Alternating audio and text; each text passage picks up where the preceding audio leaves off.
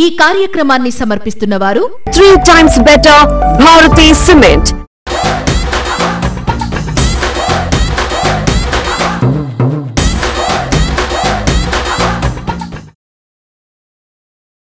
అందరికీ శనార్థులు గరం గరం వార్తలకు స్వాగతం. ముందుగా హెడ్లైన్స్ చూద్దాం. మంత్రులు కట్టుకుంటారట చీరలు, రేవంత్ సార్ వేసిండు జోకులు. ఒకటే ఆటోలు ఎక్కించుకపోతున్నాడు 23 మంది స్కూల్ పిల్లల్ని. ముచ్చటెరకై జో పిడిచిపెడుతున్నారు ఆటో డ్రైవర్ని. బొజ్జగనపయ్యకు దొడిగిండ్రు స్వెటరు, పబ్లిక్ పట్టుకున్నది సలిఫికరు. రెండిండ్ల నడమలొల్లి పెట్టింది పిల్లి, జరిమానా కట్టొచ్చిర్రు కోర్టుకెళ్ళి. మీరందరూ అప్పుడప్పుడు ఆటోలా పోతూనే ఉంటారు కదా, ఎంతమంది పడతారు ఆటోలా?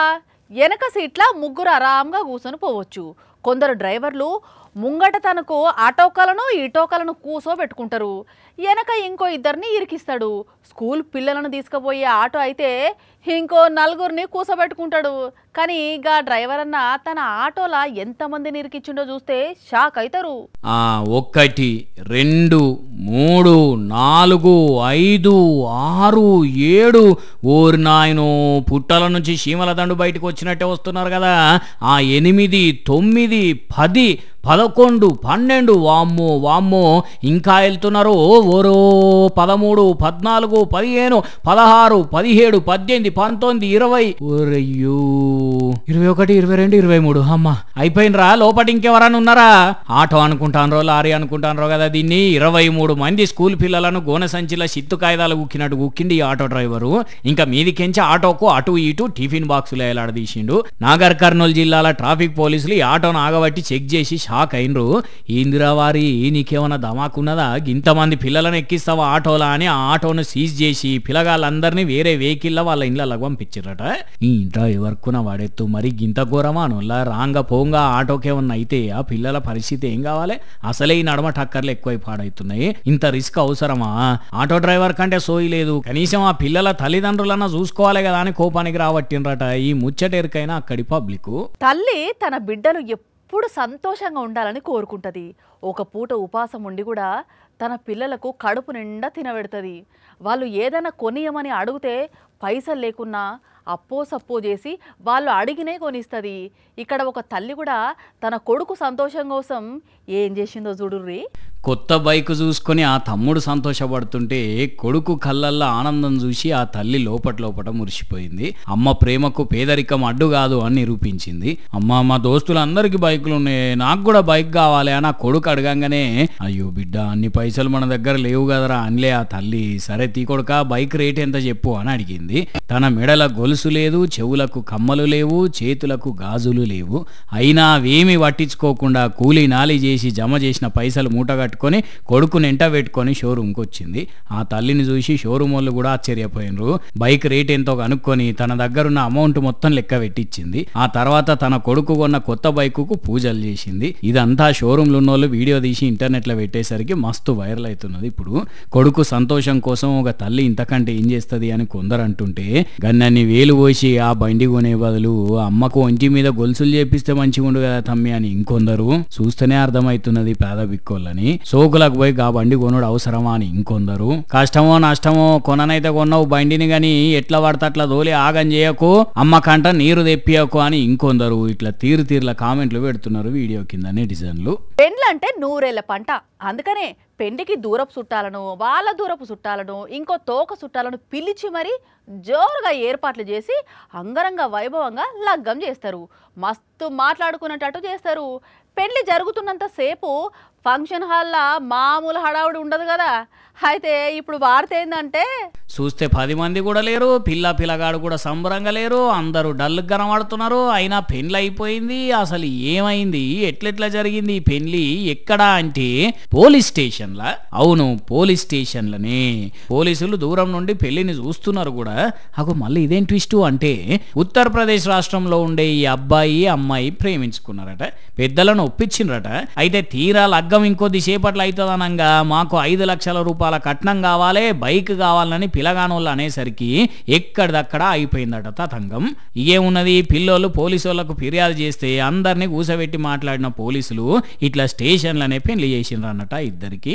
ఇక ఈ ముచ్చటి ఇట్లుంటే ఇదే ఉత్తరప్రదేశ్ రాష్ట్రంలో ఇంకో దగ్గర అంగరంగ వైభవంగా పెళ్లి జరుగుతుంటే పాత సినిమాల కదా ఒకరు వచ్చి ఆపండి ఆపండి అని పెళ్లి నాపినట్టు ఈ అక్క పెళ్లి ఆపింది.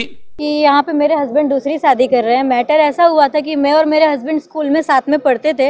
हमारा 9 साल का रिलेशनशिप था। గది అసలు ముచ్చట. ఈమె ఫస్ట్ భార్య అనట. నాకు ఇడుపు కాయిదం ఇయ్యనే లేదు, దొంగతనంగా వచ్చి ఈమెను లగ్గం చేసుకుంటున్నాడు, నా పరిస్థితి ఏంది, లగ్గం అయితే ఆమె పరిస్థితి ఏంది అని పెండ్లైన ఫోటోలను చూపెట్టేసరికి పెద్ద గడిబిడయి ఈ పంచాది కూడా స్టేషన్ కు పోయిందట. విచారణ అయితే జరుగుతున్నదట గాని విచిత్రంగా అవుతున్నాయి ఈ నడుమ పెళ్లిళ్ళు కొన్ని జాగల్లా. అమ్మో ఏం సలోపో 3-4 రోజుల నుంచి అయితే మామూలు చలి పెడతలేదు. రాత్రిళ్ళు 2 దుప్పట్లు కప్పుకున్నా చలి ఆగుతలేదు. పొద్దుగాల లేచి చలి కాగినా చలి తగ్గుతలేదు. అట్లుంటుంది పరిస్థితి. మీకు కూడా చలి బగ్గనే పెడుతున్నది కదా. మరి మనకు చలి పెడితే చెద్దర్లు కప్పుకుంటున్నాం, మరి దేవుళ్ళకు చలి పెడితే ఎట్లా అంటున్నా. అయినా దేవుళ్ళకు చలి ఏందని ఆశ్చర్యపోతున్నారా? విపరీతంగా చలి పెరిగింది, చల్లటి గాలులు తోలుతున్నాయని మహారాష్ట్రలో బొజ్జ గణపయ్యకు స్వెటర్ వేసిండయ్య గారు. అగ చూడండి, గణేశునికి స్వెటర్ వేస్తే ఎంత మంచిగా ఉన్నాడో, భక్తులు వచ్చి ఎట్లా దర్శనం చేసుకొని పోతున్నారో. పూణే దగ్గర ఉన్న సారస్బాగ్ టెంపుల్లోని బొజ్జ గణపయ్య ఈ స్వామి. అయితే అందరూ భక్తులు చూస్తుండగానే స్వెటర్ వేసేసరికి వీడియో తీసిన భక్తులు సోషల్ మీడియాలో పెడితే మస్త్ అంటే మస్తు వైరల్ అవుతున్నది. కానీ దేవునికి స్వెటర్ వేయడం మాత్రం నిజంగా గమ్మత్తున్నదిలే.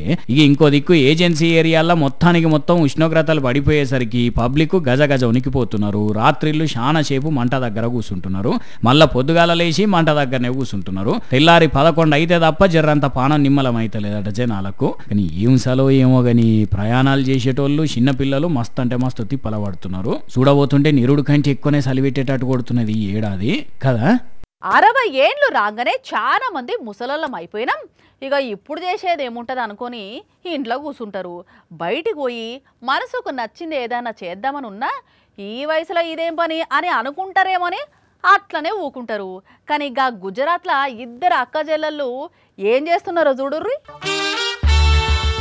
ఏయ్ చూస్తున్నారా అనుల్లా, షోలే సినిమాల అమితాబ్ బచ్చన్ ధర్మేంద్ర లెక్క బైక్ మీద అక్క, సైడ్ కార్ల చెల్లె రయ్యమని అహ్మదాబాద్ రోడ్ల మీద చక్కర్లు కొడుతున్నారు. బండి నడుపుతున్న బామ్మకు 87 ఏండ్లు, సైడ్ కార్లు ఉన్నామే వాళ్ళ చెల్లె.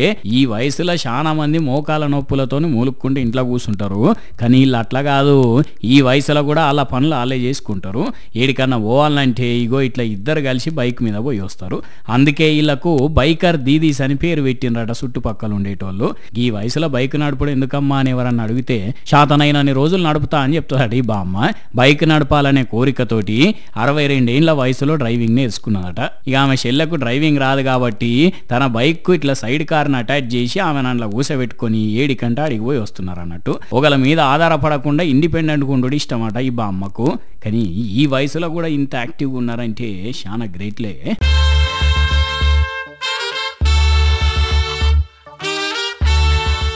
తెలంగాణలో ఇందిరమ్మ చీరల పంపిణీ ప్రోగ్రాం జోరుగా నడిచింది. ముఖ్యమంత్రి రేవంత్ రెడ్డి సారు మంత్రులు, ఎమ్మెల్యేలు, ఎమ్మెల్సీలు హాజరుపడి అమ్మలక్కలకు చీరలు పంచిండ్రు.